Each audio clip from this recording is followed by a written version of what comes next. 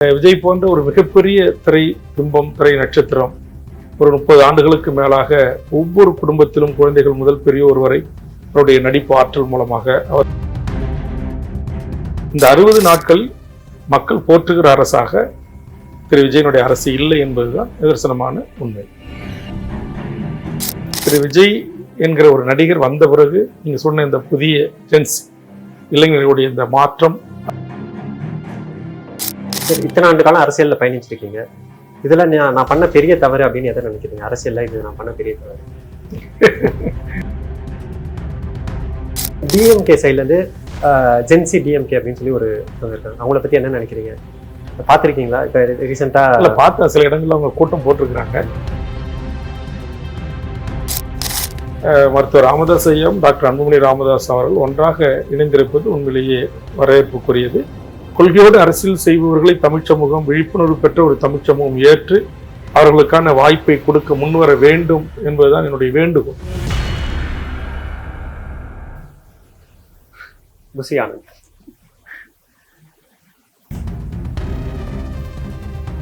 மிக கடுமையான உழைப்பாளி.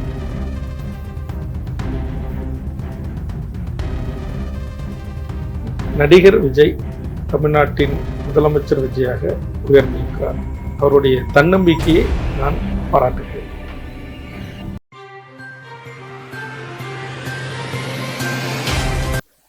சரி, இப்ப நீங்களும் தமிழ் தேசியம் பேசுறீங்க, திரு சீமான் அவர்களும் தமிழ் தேசியம் பேசுறாரு.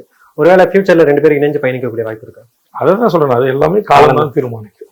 ஒருவேளை வாய்ப்பு அமைஞ்சா பண்ணுவீங்க? அது நாங்க இப்போதே கூட நாங்க இப்ப நிறைய தமிழ் வாழ்வுரிமை சார்ந்த சிக்கல்களில், தமிழ் சமூகத்தின் சிக்கல்களில், ஈழ இனப்படுகொலையில் நாங்கள் ஏற்கனவே இந்த 15 ஆண்டு காலம் பல்வேறு காலகட்டங்களில் இலங்கை தூதரக முற்றுகை, யுனிசெஃப் அலுவலக முற்றுகை, பல்வேறு தமிழ் சமூகத்திற்கான போராட்டங்களில் சேர்ந்துதானே பயணித்திருக்கிறோம்.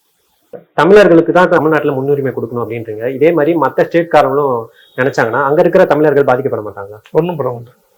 என்னுடைய அளவுகோல் தான். இங்க தமிழ்நாட்டில் நான் என்ன சொல்றேன், இந்திய முழுக்க சொல்றேன், பெரிதொரு ஒரு மாநிலத்துக்கு மட்டும் சொல்றேன், தமிழ்நாட்டுக்கு மட்டும் சொல்லலை. இந்திய முழுக்க இருக்கிற அனைத்து மாநிலங்களிலும் அந்தந்த மாநில மக்களுக்குத்தான் அந்தந்த மாநில அரசு பதவிகளில் 100% வேண்டும். அந்தந்த மாநிலத்தில் இருக்கிற ஒன்றிய அரசு பதவிகளில் 90% கொடுக்கலாம். தனியார் துறைகளில் ஒரு 80% கொடுக்கலாம். ஆனா இங்க என்ன நடக்குதுன்னா, இப்ப தமிழ்நாட்டு வேலையில அரசு பதவிகளில் ஒரு 80% இதர மாநிலத்தவர்கள் கைப்பற்றுவது எப்படி நியாயமாகும்? இப்ப நம்ம போய் கர்நாடகத்துல 80% வேலையை கைப்பற்றுவது எப்படி நியாயமாகும்? இல்லை நம்ம போய் பீகார்லேயும் உத்தரப்பிரதேசிலேயே 100% வேலையை கைப்பற்றுவது நியாயமாகாது. ஆக ஒன்றிய மாநில அரசு பதவிகளில், அது இந்தியாவில் இருக்கிற இப்படி ஒரு எந்த மாநிலமாக இருந்தாலும் அந்தந்த மாநில மக்களுக்கு கல்வி, வேலை வாய்ப்புகளில், தொழில்களில் அவர்களுக்கான முன்னுரிமை இருக்கப்பட வேண்டும். அது ஒரு அளவுகளோடு இருக்க வேண்டும் என்பதுதான் எமது கோரிக்கை. நம்ம தமிழ்நாட்டை சேர்ந்தவர்கள் எப்படி ஒரு எந்த மாநிலத்திலையும் 20% மேல வேலையில் இல்லை. அரசு பதவிகள் என்ன சொல்ல போனா 1% மேல எந்த மாநிலத்திலும் இல்லை. ஆனா இங்க நான் போராட்டங்களை முன்னெடுப்பதற்கு முன்பாக அல்லது நான் நீதிமன்றங்களை நாடுவதற்கு முன்பாக பிரிதொரு மாநிலங்களில் இருந்து பல்வேறு துறைகளில் பல்லாயிரக்கணக்கான அமர்த்தப்பட்டார்கள். ஆக அதைத்தான் நாங்கள் எதிர்க்கிறோம். இந்தி இப்படி திணிப்பை நாங்கள் எதிர்க்கிறோமோ அதுபோன்று இந்திக்காரர்களுடைய திணிப்பைத்தான் எதிர்க்கிறோமே தவிர அப்பாவி இந்திக்காரர்கள் அங்கொன்று இங்கொன்றுமாக வேலை செய்வதை நாங்கள் எதிர்க்கவில்லை. சார், கர்நாடக அரசு தொடர்ந்து மேகதாது அணையை கட்டியே தீர்வும் அப்படின்னு சொல்லிட்டு வராங்க. இதை பத்தி உங்களோட அபிப்பிராயம் என்ன?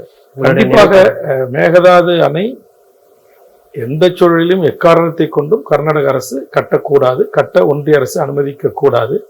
மீறி அவர்கள் கட்டினால் அதை ஒன்றிய அரசு தனது இராணுவத்தின் மூலம் அது தடுத்து நிறுத்தப்பட வேண்டும் என்பதுதான் தமிழக வாழ்வுரிமை கட்சியினுடைய நிலைப்பாடு. ஒருவேளை ஒன்றிய அரசு அப்படி அனுமதிக்கும் என்று சொன்னால் தமிழ்நாட்டு இளைஞர்களே இராணுவமாக மாறி அதை தடுத்து நிறுத்த வேண்டும் என்பதுதான் எங்களுடைய நிலைப்பாடு. சார், விஜய் அவர்கள் பத்தி, அவரோட ஆட்சி எப்படி போயிட்டு இருக்கு, அவரை பத்தி? அதான் நான் உங்ககிட்ட முதல் கேள்விக்கே சொல்லிட்டேன். அவர் இப்போ ஆட்சிக்கு வந்திருக்கிறார். இப்போ 2 மாதங்கள் தான் கடந்திருக்கிறது. சில மாதங்கள் அவகாசம் அவருக்கு தேவைப்படுகிறது.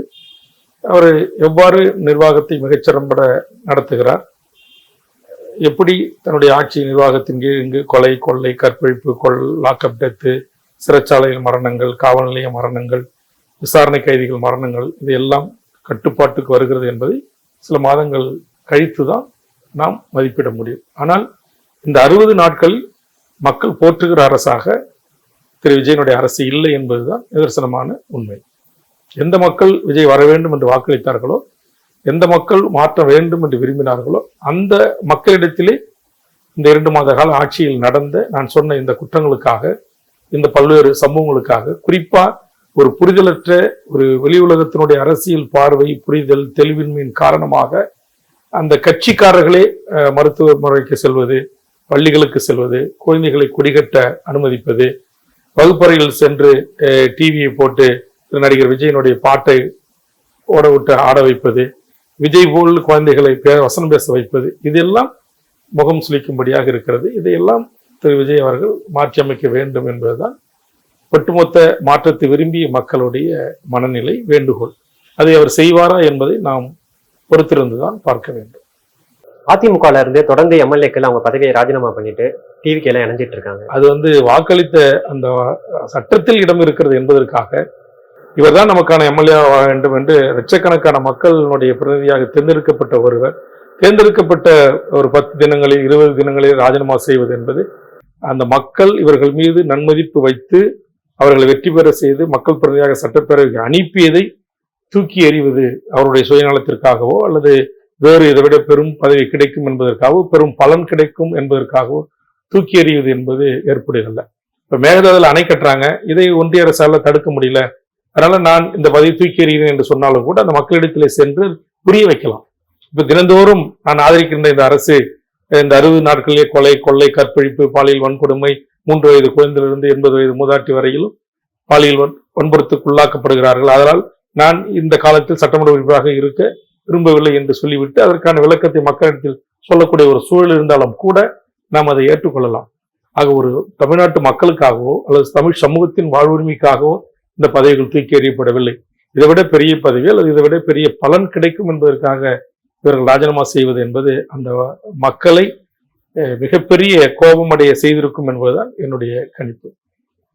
பாமகவோட எக்ஸ்-எம்எல்ஏ அருள் அவர்கள் நேற்று ஒரு பிரஸ் மீட் கொடுத்திருந்தாரு. இந்த மாதிரி பாமகல நாங்க முன்னாடியே சொல்லியிருந்தோம் அப்பாவும் பையனும் பிரியக்கூடாது அப்படின்னு சொல்லிட்டு. ஆனா தேர்தலுக்கு முன்னாடி அவங்க பிரிஞ்சுட்டாங்க. இப்ப அவங்க 2 பேரும் ஒண்ணு சேர்ந்துட்டாங்க, நாங்களாம் தெருவில் நிக்கிறோம் அப்படின்றாங்க. அவருக்கு என்ன சொல்ல விரும்புறீங்க? இல்ல அவருக்கு என்ன சொல்றது, அவர் 1 மாத காலம் பொறுமையாக இருப்பேன் என்று சொல்லியிருக்கிறார். இந்த 1 மாத காலத்தில் என்ன தமிழ்நாட்டின் அரசியல் சூழல்கள், நிலவரங்கள் மாறுகிறது என்பதை பொறுத்து அவர் என்ன முடிவு எடுக்க போகிறார் என்பதை குறித்து தான் நாம் பதில் சொல்ல முடியும். இப்போதைக்கு என்னை பொறுத்தவரையில் ஏற்கனவே நான் சொல்லியிருக்கிறேன், மருத்துவர் ராமதாஸ் ஐயாவும் டாக்டர் அன்புமணி ராமதாஸ் அவர்கள் ஒன்றாக இணைந்திருப்பது உண்மையிலேயே வரவேற்புக்குரியது. இங்கு சமூக நீதி நிலைநாட்டப்பட வேண்டும் என்று சொன்னால் சமூக நீதிக்காகவே தொடங்கப்பட்ட பாட்டாளி மக்கள் கட்சி என்பது வலிமையாகவும் வலுவாகவும் தந்தையும் மகனும் ஒன்றாக சேர்ந்திருப்பது உண்மையிலேயே பாராட்டுக்குரியது, வரவேற்புக்குரிய ஒன்றாக நான் பார்க்கிறேன். அதே நேரத்தில் அருள் போல 37 ஆண்டு காலம் உழைத்த ஒருவரை பாமக கைவிடக்கூடாது. பல தலைவர்களை, பல சட்டமன்ற முன்னாள் இந்நாள் பாமக நிர்வாகிகளை அரவணைக்கிற பாமக திரு அருள் போன்றவர்களை அரவணைக்க வேண்டும் என்பதுதான் என்னுடைய முன்னாள் ஒரு பாமக காரனாக நான் சொல்லுகின்ற கருத்து. நிறைய சமூக பிரச்சனைகளுக்கு குரல் கொடுத்துருக்கீங்க, ஆனாலும் மக்களோட ஆதரவு சரியா உங்களுக்கு கிடைக்கிறது இல்லை. இதனால மக்கள் மேல கோபம் இல்லை சலிப்பு ஏதாச்சும் ஏற்படுது? இல்லை, மக்கள் இன்னும் பெருமளவுல களத்தில் நமக்காக யார் போராடுகிறார், யார் நமக்காக சட்டமன்றத்தில் மிகச்சிறப்பாக வாதாடுகிறார், லஞ்சம், லாவணியம், ஊழல், தனிமனித ஒழுக்கத்தோடு அரசு பணங்களை கொள்ளையடிக்காமல், மணல் குவாரி நடத்தாமல், கிரைனைட் குவாரி நடத்தாமல், மலைகளை வெடிவைத்து தகர்த்து அண்டை மாநிலங்களுக்கு விற்பனை செய்யாமல், தண்ணீரை விற்பனை செய்யாமல், எனக்கு சோறு போடுகின்ற விளைநிலங்களை ரியல் எஸ்டேட் நிறுவனங்களாக மாற்றி பணம் சம்பாதிக்காமல் என்று எனக்கென்று சில பிரின்சிபல், சில கொள்கைகளோடு நான் இந்த அரசியல் கட்சியை நடத்தி வருகிறேன். ஆக ஒரு கொள்கையோடு இந்த மண்ணில் அரசியல் செய்பவர்களுக்கான அங்கீகாரமும், அந்த கொள்கையோடு அரசியல் செய்பவர்களை தமிழ் சமூகம், விழிப்புணர்வு பெற்ற ஒரு தமிழ் சமூகம் ஏற்று அவர்களுக்கான வாய்ப்பை கொடுக்க முன்வர வேண்டும் என்பதுதான் என்னுடைய வேண்டுகோள். அதை தாண்டி உங்களுக்கு தெரியும், மக்கள் தீர்ப்பு, மகேசன் தீர்ப்பு, விஜய் போன்ற ஒரு மிகப்பெரிய திரை பிம்பம், திரை நட்சத்திரம், ஒரு 30 ஆண்டுகளுக்கு மேலாக ஒவ்வொரு குடும்பத்திலும் குழந்தைகள் முதல் பெரியோர் வரை அவருடைய நடிப்பு ஆற்றல் மூலமாக அவருக்கு இருந்த மிகப்பெரிய சினிமா, இந்த பிம்பத்தின் ஊடாக அவர் சென்று சேருகிறார். ஆனால் என்னை போன்றவர்கள் நாங்கள் மக்களுக்கான பிரச்சனைகளின் ஊடாக மக்களுக்காக முன்வந்து நின்று போராடி வழக்கை சிந்தித்து சிறை கொட்டடியில் அடைந்து கிடந்து அப்போது வருகின்ற அந்த உங்களை போன்ற பத்திரிகை ஊடகங்களின் வெளிச்சத்தின் ஊடாக 7 கோடி மக்களில் நாங்கள் ஏதோ ஒரு சில லட்சம் மக்களிடத்தில் தான் சென்று சேர்ந்திருக்கிறோம். அந்த ஒரு சில மக்கள் தான் எங்களுக்கு இவர் கொள்கை பிடிப்பானவர், இவர் மக்களுக்காக மண்ணுக்காக போராடக்கூடிய ஒரு இளம் போராளி என்கிற ஒரு அங்கீகாரத்தை தந்து அந்த லட்சக்கணக்கான சில லட்ச வாக்குகளில் நமக்கு இந்த அங்கீகாரத்தை தருகிறார்கள். கண்டிப்பாக இது தமிழ் சமூகம் விழிப்புணர்வு அடைய வேண்டும் என்பதுதான் என்னுடைய வேண்டுகோள். காரணம், நான் இதை குறித்து நான் கவலை கொள்வதில்லை. காரணம், என்னை விட மிகப்பெரிய போராளியாக, ஒரு மாசற்ற தலைவராக நம் கண்முன்னே வாழ்ந்து மறந்த நல்லக்கண் ஐயாவும் இங்கு தோற்கடிக்கப்பட்டிருக்கிறார். அரசியல் வெற்றி பெற முடியவில்லை. இந்திய நாட்டின் இரும்பு மனிதர் என்று போற்றப்பட்ட அன்னை இந்திராவை பாதுகாத்து ஒரு காலத்தில் தமிழ்நாடு காங்கிரஸ் கமிட்டியின் தலைவராக சட்டமன்ற உறுப்பினராக இருந்த ஐயா நெடுமாறன் அரசியல் களத்தில் தோற்கடிக்கப்பட்டிருக்கிறார்.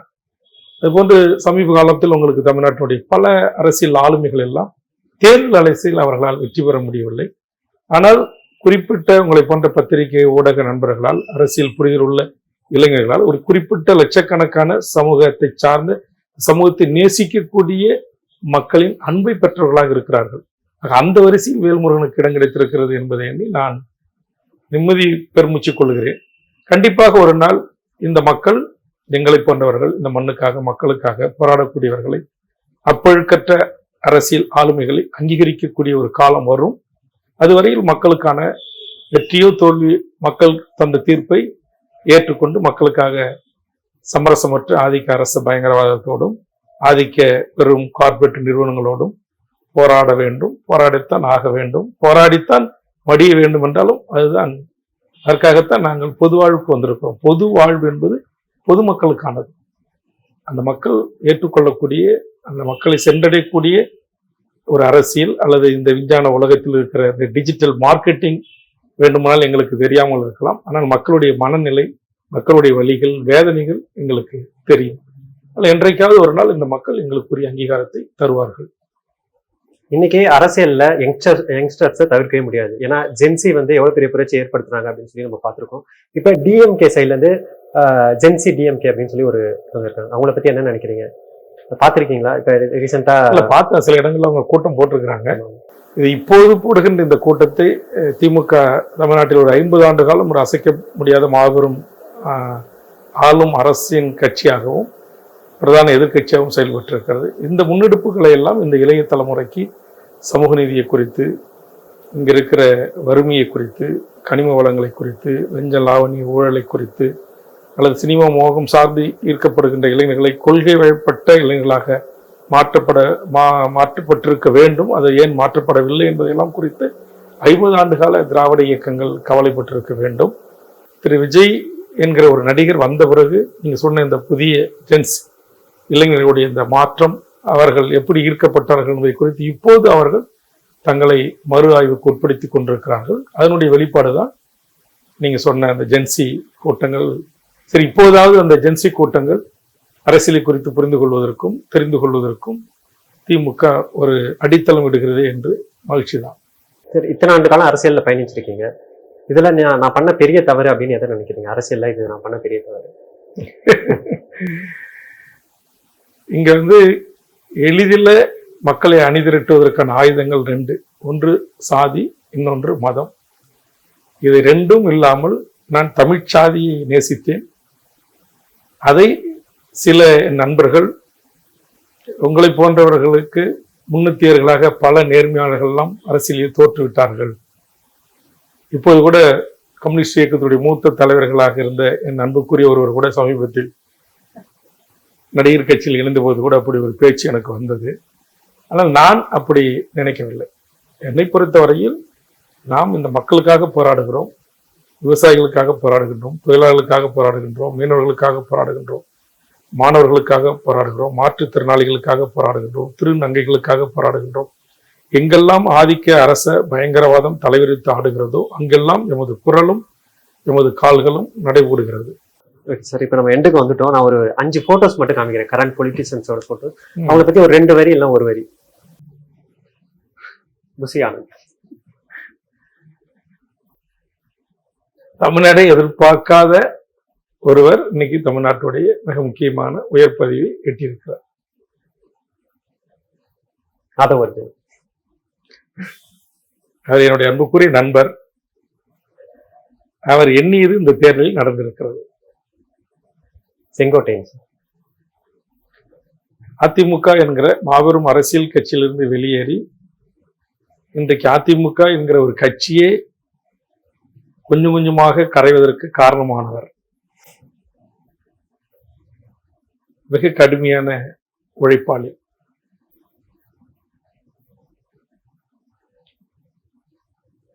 நடிகர் விஜய் தமிழ்நாட்டின் முதலமைச்சர் விஜயாக உயர்ந்திருக்கிறார். அவருடைய தன்னம்பிக்கையை நான் பாராட்டுகிறேன். இந்திய நாடு முழுவதும் இருக்கிற இந்து மக்களை நம்ப வைத்த மிகச்சிறந்த பேச்சாளராக, அதனூடாக அந்த மக்களினுடைய அன்பை பெற்று 3வது முறை இந்திய நாட்டின் தலைமை அமைச்சராக பொறுப்பேற்றிருப்பவர். பிஸி ஸ்கெடியூல்ல எங்களுக்காக டைம் ஸ்பெண்ட் பண்ணியிருக்கீங்க. ரொம்ப நன்றி. நன்றி, வணக்கம்.